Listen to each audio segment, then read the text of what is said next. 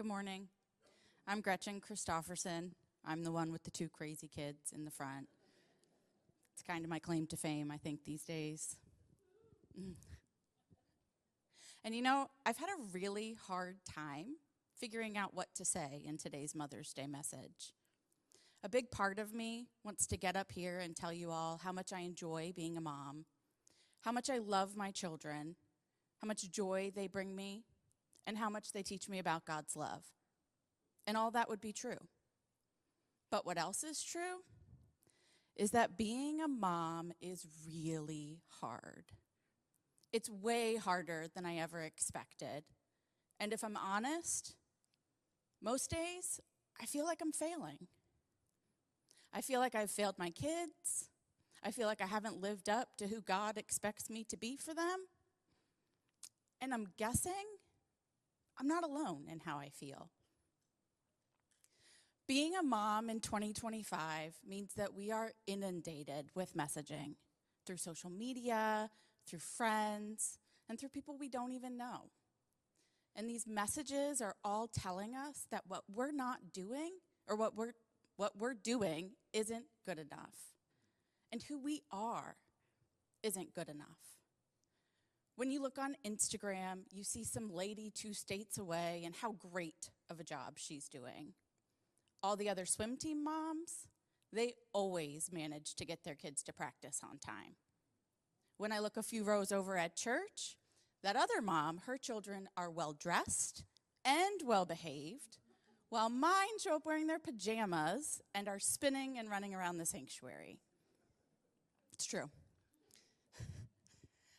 But you know, I think only the way we receive the message has changed over the years.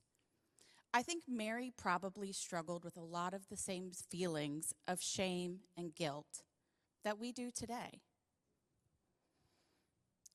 I find it interesting that Mary treasures the moment when the shepherds come and worship the newborn baby Jesus.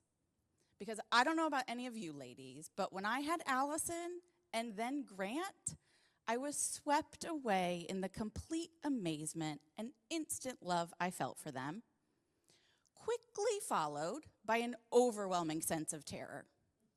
Sean and I were somehow supposed to provide for their every need. It was up to us. And we just had normal babies. I can't imagine how Mary must have felt knowing that her baby was the Son of God. Was she afraid she was going to mess it all up, just like I was?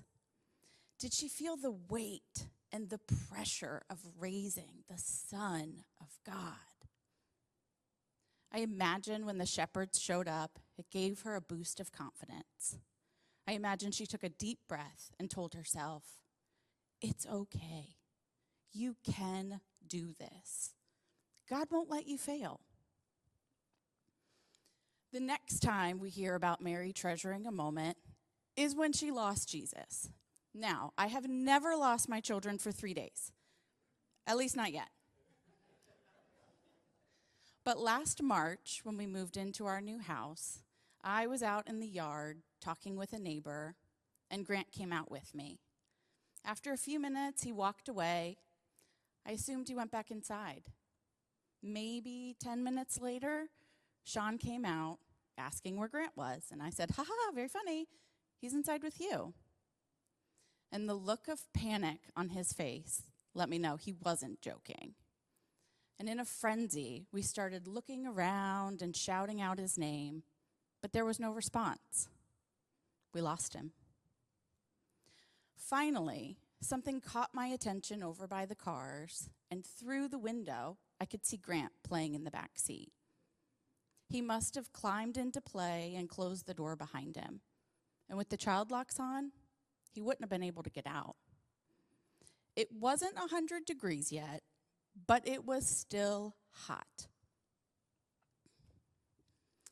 The amount of panic I felt, and honestly was probably only 3 minutes, is still overwhelming to think about. It's my job to keep him safe. And I didn't. I lost him. Sean and I lost Grant for 3 minutes in our front yard. I can't imagine searching through crowded cities for 3 days.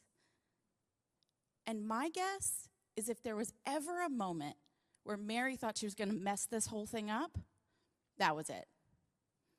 My guess is that relief doesn't even begin to describe how she felt when they found Jesus in the temple safe. My guess is this was another time where she took a deep breath and thought to herself, it's okay. You can do this. God won't let you fail. When we look at the 2 moments that Mary treasured, it seems like she valued moments where a glimmer of who Jesus truly was revealed to her. He was the Son of God. And in those 2 moments, she had no doubt. But you know what I want to know? I want to know what moments Jesus would say he treasured about his mother. I bet they're not the same. I think Jesus treasured moments where his mother snuggled with him, rubbed his back, sang him a song, or rocked with him. See, Mary treasured moments where the man Jesus was becoming was revealed to her. But I think Jesus treasured moments that made him feel safe, secure, and loved when who he was becoming became difficult. When I think about my mom and what moments I treasure from my childhood, immediately a memory comes to mind. When I was in middle school, my family went on a vacation to Disney World. And one of the days, my dad and my sister got motion sick on a Star Wars ride and had to go back to the hotel to sleep it off. My mom and I spent the rest of the day together, just the 2 of us.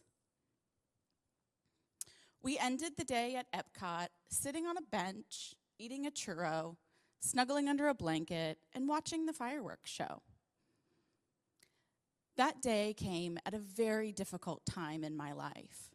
But for those few hours, nothing else mattered.